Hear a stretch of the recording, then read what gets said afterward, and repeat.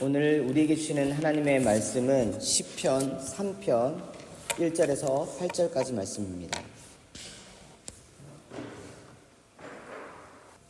시편 3편 1절에서 8절까지 말씀입니다.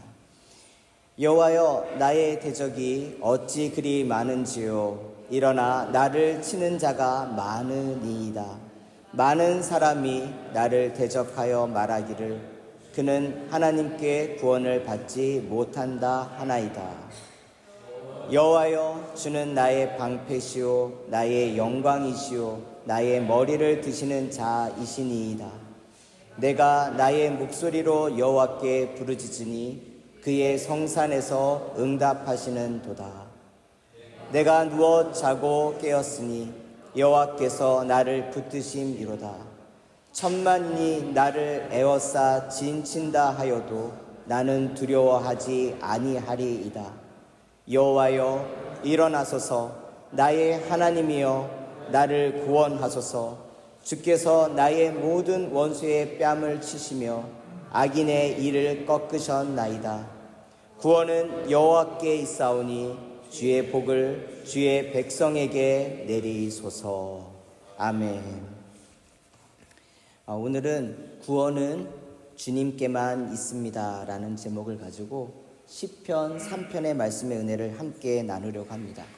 여러분이 가지고 있는 성경 아마 위에 보면 소제목으로 다윗이 그의 아들 압살롬을 피할 때 지은 시라고 아마 나와 있을 겁니다.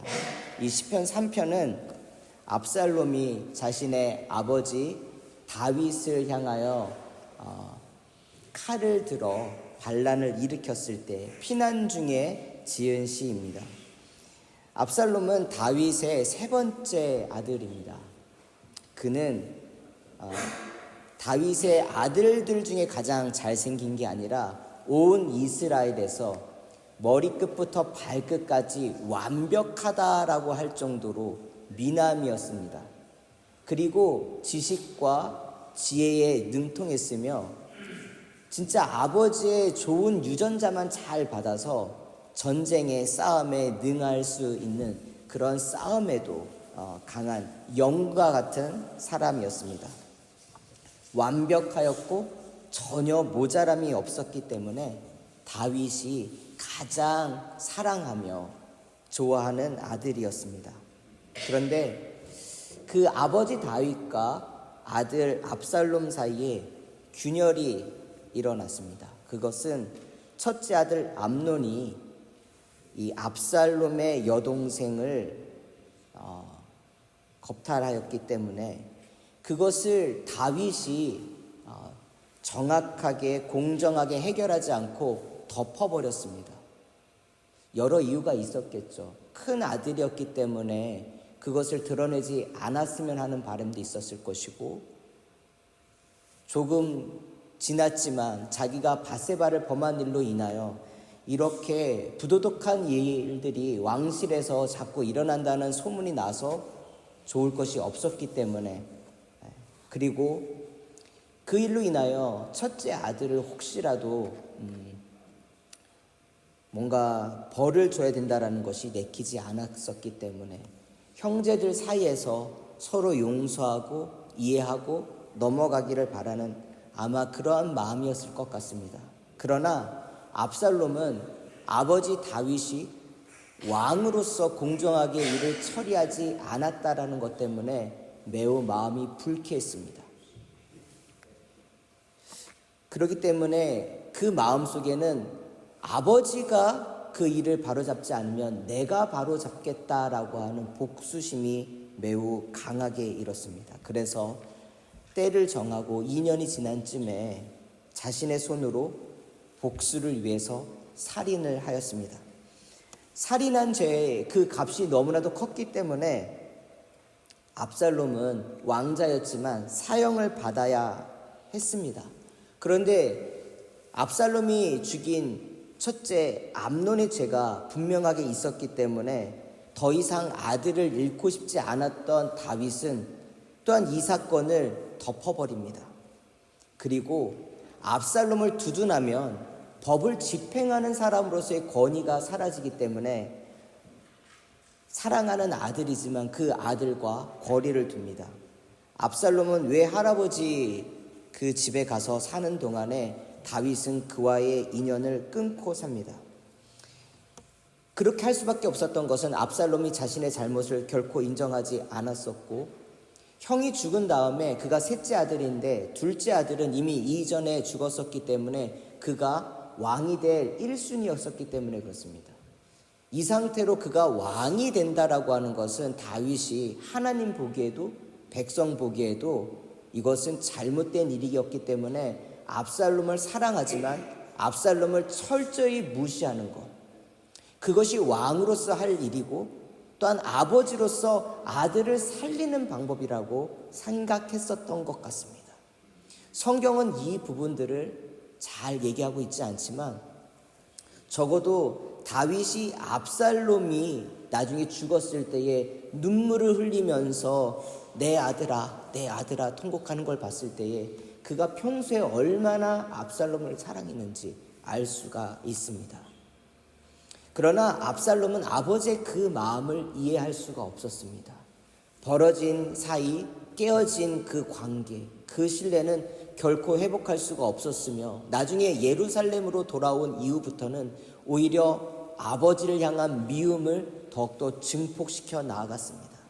그래서 아버지의 그 왕의 자리, 아버지가 왕으로서 공정하게 재판하지 못한다면 내가 왕이 돼서 정의를 바로 세우겠다. 그래서 왕이 백성들의 억울함을 풀어주는 그 역할을 해야 되는데 백성들이 억울한 일이 있으면 왕에게 가는 게 아니라 중간에 압살롬이 가로챘습니다. 그리고 백성들의 억울한 사연들을 압살롬이 풀어줬어요. 그러니 백성들 앞에서 압살롬은 인기가 계속 높아져 갔고 반면에 나이가 든 다윗은 백성들 사이에서 인기가 점점 시들어져 갔습니다. 다윗은 이런 상황인지 전혀 모르고 있었어요. 왜? 자신의 아들이었고 자신의 주변의 측근들이고 자신이 헤브론의 유다지파 아니겠습니까? 유다지파가 있는 곳이 헤브론인데 헤브론의 귀족들, 자기가 유다지파니까 그들이 자신을 여전히 지지하고 있다라고 그는 믿고 있었습니다. 그런데 어느 날 갑자기 압살롬이 반란을 일으켜서 그에게 칼을 들고 쳐들어온 겁니다. 그 밤에 밤인지 낮인지 그 압살롬이 들어온다는 그 소식을 들었을 때 다윗은 자신의 신발도 채 챙기지 못할 정도로 헐레벌떡 도망치기 바빴습니다. 그 순간에 담아서 지었던 시가 시편 3편입니다. 저라면 우리 지우가 있는데 지우가 저 죽이겠다고 그런 일은 없겠지만 칼을 들고 쫓아오고 그리고 제가 믿고 있던 사람들이 저를 죽이겠다고 막 무리를 일어서 오고 저를 알고 있었던 사람들이 다 뒤쫓아서 막 여론이 그렇게 형성된다라고 하면 나라면 어땠을까 생각해 보니까 도망쳐서 무슨 의미가 있나 그 생각이 들더라고요. 너무 수치스러워서 내가 그렇게밖에 살지 않았나? 내가 정말 사랑을 베푸고 공정하게 살려고 그렇게 했음에도 불구하고 하나님을 그렇게 신뢰하며 살았음에도 불구하고 나라는 존재가 사람들에게 이것밖에 되지 않았는가? 그냥 압살롬의 칼에 그냥 내 생명을 그냥 포기하지 않았을까? 만약에 제가 다윗이라면 그런 마음도 들고 다른 한편으로는 아들이 나를 죽인다고 했을 때에 내 생명 살린다라기보다는 내 아들이 역사의 평생에 뭔가 잘못된 악을 저질러서는 안 되기 때문에 지금 이 순간만큼은 내가 도망치자. 다시 바로잡을 수 있는 순간이 있을 거야. 아마 그런 마음, 이 두 가지 마음이 들지 내 생명 살고자 도망쳐야 되겠다라고 하는 생각은 들지 않더라고요. 그만큼 인생에 있어서 가장 힘든 게 뭐냐면 배신이에요. 배신. 그것도 누구의 배신이냐면 나랑 가장 가까이 있었던 사람, 내가 믿었던 사람, 그 사람이 나를 배신할 때에, 나를 적대할 때에, 나에게 잘못된 소문을 냈을 때에 그게 최악의 절망이다라는 거예요. 시편 3편은 그 얘기를 하고 있는 거예요. 상황은 다르지만 우리는 살면서 때때로 크고 작은 여러 어려움들을 만납니다. 그 어려움 속에서 나의 마음이 무너지는 그 마음을 꾸역꾸역 잡으면서 그냥 살아야지만 되는 그런 상황들을 만날 겁니다. 우리가 아들이 나를 죽이겠다고, 딸이 나를 죽이겠다고 하는 그런 상황들을 만나는 것은 아닐지라도 진짜 힘들고 어려운 상황들을 만날 때가 있다는 것입니다. 근데 그때 다윗은 어떻게 그 상황을 극복하였는가? 오늘 시편 3편을 통하여 하나님께서는 우리에게 그 지혜를 알려주십니다. 첫 번째로 하나님을 먼저 찾으라입니다. 1절과 2절 말씀을 우리가 읽겠습니다. 여호와여, 나의 대적이 어찌 그리 많은지요. 일어나 나를 치는 자가 많으니이다. 많은 사람이 나를 대적하여 말하기를 그는 하나님께 구원을 받지 못한다 하나이다. 현재의 다윗의 상황은 자신이 너무 사랑하는 그 아들이 자신을 죽이려고 쫓아옵니다. 그리고 이스라엘에서 가장 똑똑하다라고 하는 아히도벨이 압살롬의 편에 섰습니다. 그리고 자신의 정치적이며 가문의 배경이 되는 헤브론의 유대 지파의 권세가들이 압살롬에게 붙었습니다. 그래서 1절과 2절에는 많다라고 하는 표현이 3번에 걸쳐서 나옵니다. 왜? 자신의 편에 있어야 될 그 사람들이, 내가 믿었던 모든 사람들이 다 적으로 변해 있기 때문에 그 적이 숫자를 헤아릴 수 없을 만큼, 알 수 없을 만큼, 누가 나를 지금 배신하고 있는지도 모를 만큼 많은 사람들이 자신을 죽이려 한다는 것입니다. 그 상황이에요. 그리고 피난 중에 듣는 소리는 이번에는 하나님께서 다윗을 구하지 못할 거야. 이번만큼은 하나님께서 다윗을 버리셨어 라고 하는 이야기가 들린다라는 것입니다. 아들에게 쫓김 받는 것도 서러운데 하나님께 버림받았다라고 하는 소문은 그가 결코 인정할 수가 없었습니다. 내 하나님은 나를 결코 버리지 않는데 왜 사람들이 그렇게 단정하며 나에게 말을 하는지 그는 너무나도 답답했습니다. 그렇기 때문에 절망의 순간, 최고로 낙심하는 그 순간에 그는 어떻게 했는가?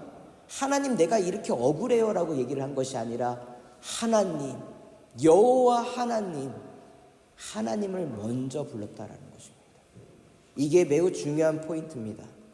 그의 마음은 낙심이 되고 또한 믿었던 사람들의 배신을 인하여 분노로 아마 가득했을지 모르겠지만 분노로 마음을 채우지 않았습니다.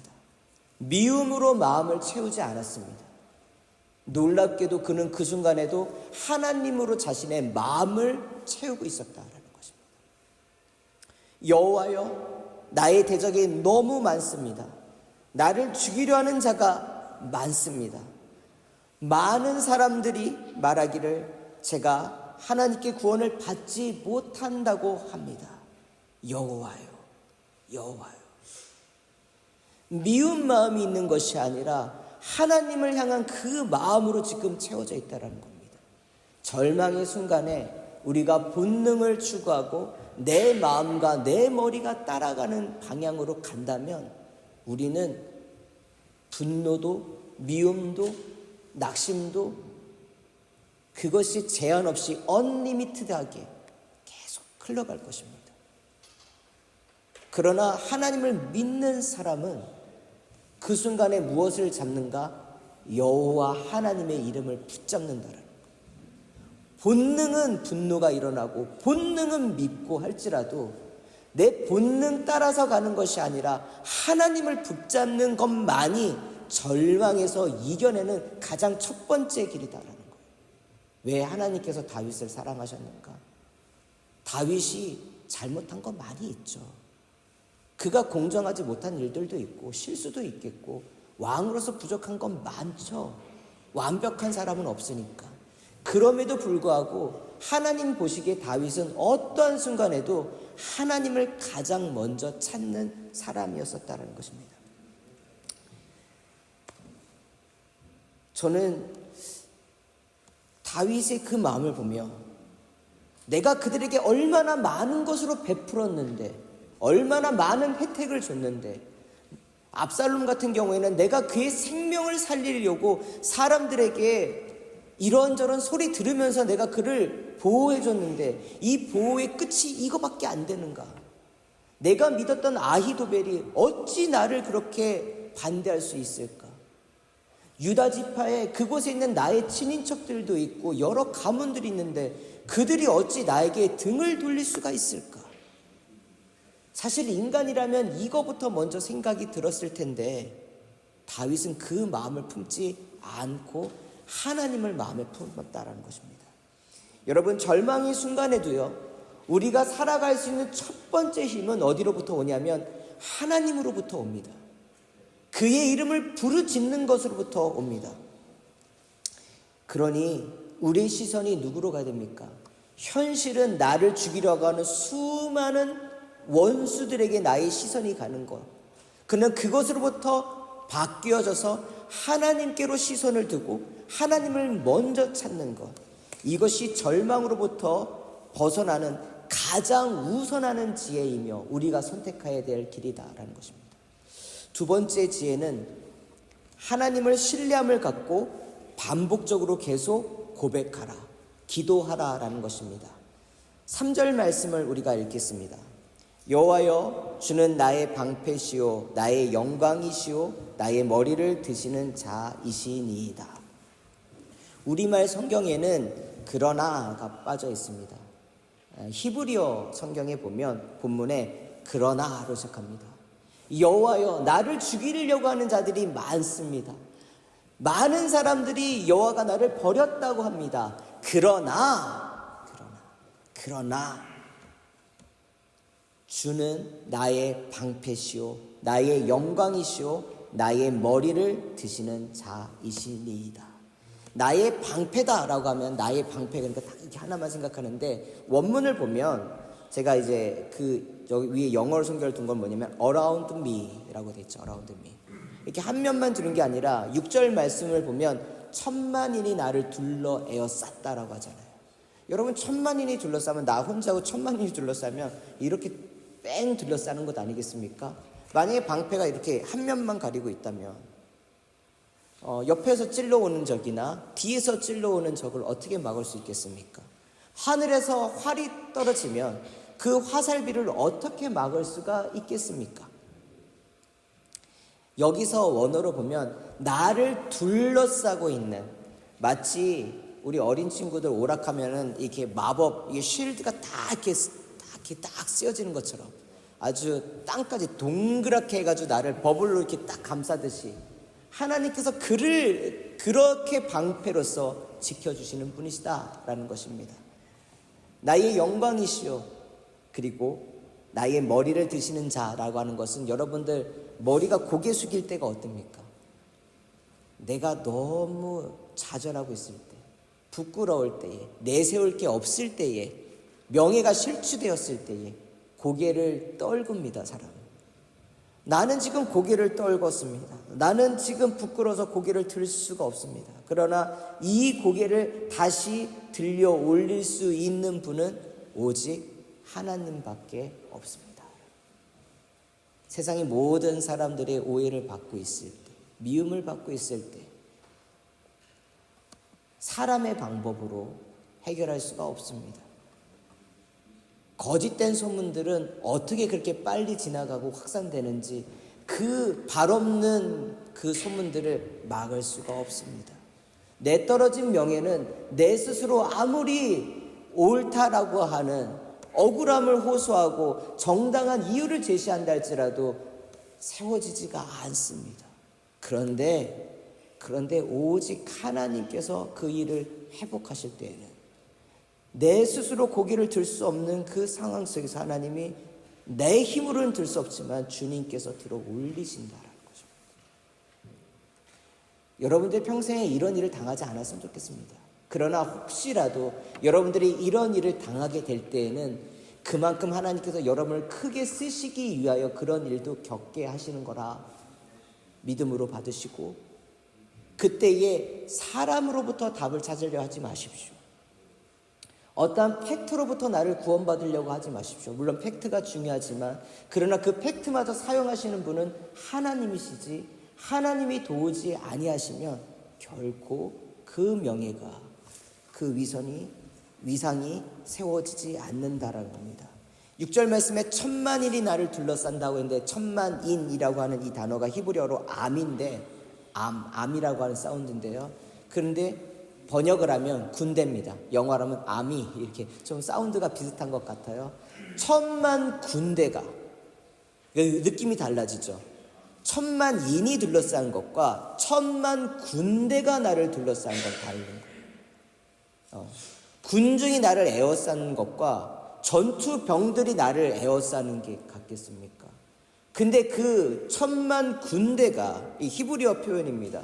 천만 군대라고 하는 것은 사람이 상상할 수 있는 그 수준을 어마어마하게 넘어선 그런 군대들로 에워싸여 있다라는 것입니다. 숫자를 세울 수, 그런 곳에서 보호하시는 분이 하나님이시다라는 것입니다. 그가 하나님을 보지 않을 때는 자신을 보호하는 방패가 보이지 않았습니다. 사람만 보이니까.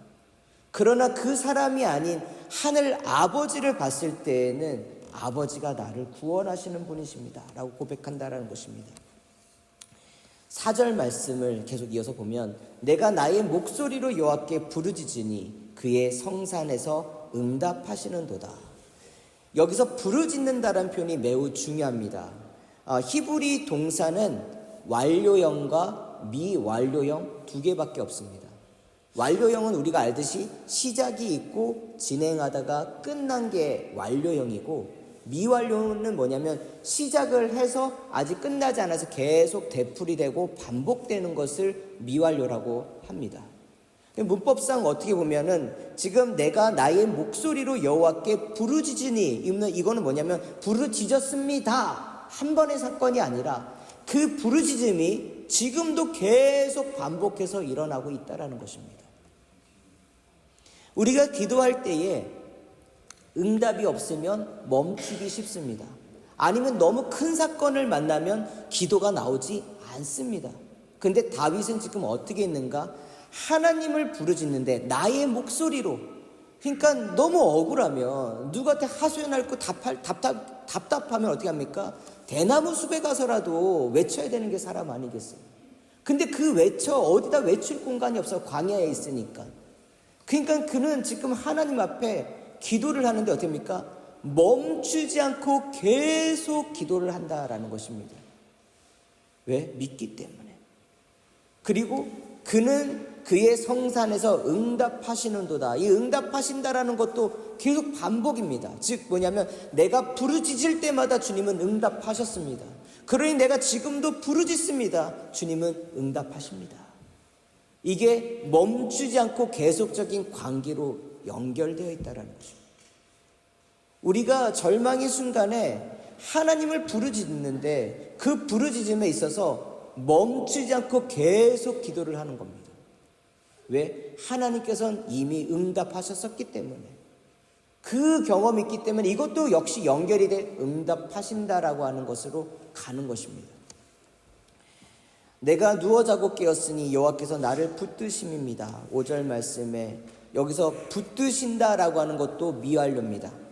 즉 하나님이 나를 한 번 붙들어 주셨다가 아니라 지금도 계속 붙들고 계십니다. 한 번으로 끝나는 것이 아니라 하나님과의 관계는 내가 끊지 않는 이상은 하나님께서 끊지 않는 관계다라고 다윗은 고백하고 있다는 것입니다. 때때로 인생에 만나기 싫은 시련을 만나게 됩니다. 사람의 문제일 수도 있고 일의 문제일 수도 있고 시대적인 문제일 수도 있습니다. 정말 예상치 못한 그 평안한 순간에 오히려 견디기 힘든 고통이 다가옵니다. 그것이 인생입니다. 그리고 교회도 마찬가지인 것 같습니다. 힘든 일들이 많이 일어납니다. 그때에 우리는 어떻게 해야 해답을 찾을 수 있을까? 문제를 풀 수 있을까 하는데 어려움이 계속 지속되면 사람들은 희망이 보이지 않는다고 아우성을 치지만 그러나 그 순간에 믿는 사람들은 사람에게서 답을 찾는 게 아니라 하나님께 계속 기도하며 나간다는 것입니다. 그러나 여호와여, 주는 나를 둘러싼 방패시며 나의 영광이시며 나의 명예를 회복시켜 주십니다. 나의 목소리로 나는 쉬지 않고 기도합니다. 그리고 기도하겠습니다. 주님께서 응답하셨습니다. 앞으로도 응답해 주십니다. 주님께서 나를 붙드시고 지금까지 한 번도 놓으신 적이 없으십니다. 정말 미칠 것 같은 상황 속에서 다윗이 미치지 않고 견딜 수 있는 것, 그렇게 하나님을 붙잡았기 때문에 한 번 붙잡고 끝나는 게 아니라 멈추지 않는다. 이건 그의 일생에, 사도행전에 보면 그가 하나님을 섬긴 이래로 죽는 날까지 그 관계를 멈추지 않았다고 되어 있어요. 그것이 절망으로부터 이길 수 있는 힘입니다. 세 번째는 여러분들, 구원의 응답을 이미 받았다라고 고백을 하는 겁니다. 이건 이스라엘 사람들이 기도의 특별한 어떤 겁니다.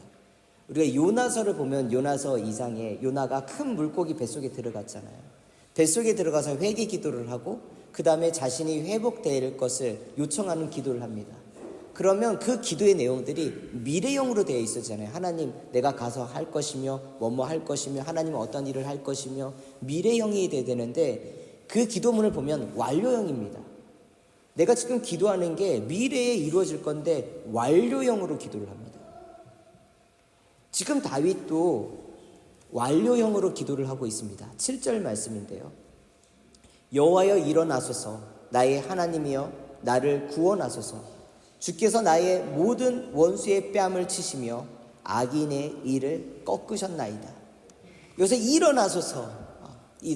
이게 너무 급하면 하나님 헬프미도 못하면 SOS 뭐라도 좋아요. 주여 일어나소서. 이게 이스라엘 사람들이 가장 급할 때 하나님께 부르짖는 겁니다. 여호와는 시온산에 그 성소에 법궤 가운데에 발을 얹고 계십니다. 하나님을 그 안에 가둘 수 있는 것이 아니라 하나님은 거기에다가 연결해서 하늘과 땅을 잇고선 계시는 분이십니다. 근데 보좌에 앉아 계신 분이에요. 왕이시니까. 근데 뭡니까? 주여 일어나소서. 그럼 뭡니까? 주님께서 해결해 주세요라는 거예요. 주님 천사를 보내서 해결해 주세요. 주님, 저 사람이 어떻게 할 수 있도록 뭘 돕는 사람을 보내주세요. 이게 아니라 주여 일어나소서면 주님이 일어나서 지금 해결해 주세요라는 거예요. 주님 기다릴 수가 없습니다. 다윗도 조급함이 있나 봐요. 주여 지금 주께서 행하시옵소서. 이게 일어나다라는 뜻입니다. 그러니까 찬양에 보면은 일어나라라는 표현들이 많이 있죠. 주여 일어나라, 이런 표현. 주여 일어나소서. 이거 뭐냐면 주님께서 지금 일하시옵소서라고 하는 문학적 표현인 것입니다. 그런데 이 표현을 어떻게 합니까?